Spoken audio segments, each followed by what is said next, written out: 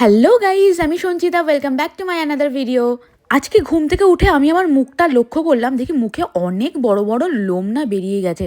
অনেক দিন ধরে আমি আমার মুখের যত্ন ওইভাবে নিতে পারছি না, তাই ভাবলাম আজকের দিনটা শুরু করি আমার সেলফ কেয়ার দিয়ে। আর আমি আমার মুখের লোম কাটার পর তারপর স্টেপ বাই স্টেপ কি কি করি সেগুলোও তোমাদের সাথে শেয়ার করবো। তাই জন্যই তোমাদের একটা ছোট্ট ভিডিও করে দেখাচ্ছি। তো প্রথমেই মুখটা আমি ভালো করে ফেস ওয়াশ করে একটা ময়শ্চারাইজার লাগিয়ে নেওয়ার পর তারপর কিন্তু আমি লোমগুলো ভালো করে কেটে নিচ্ছি। আর এই লোমগুলো কাটার পর আমার মুখটা দেখো কতটা পরিষ্কার লাগছে। অ্যাকচুয়ালি মুখে কিন্তু লোমের কারণেই মুখটা কিন্তু একটু বেশি কালো কালো লাগে আমাদের। তো মুখটা যতটা পারবে না এই লোমগুলো চেঁচে রাখার চেষ্টা করবে, তাহলে মেকআপও ভালোভাবে বসে মুখের মধ্যে।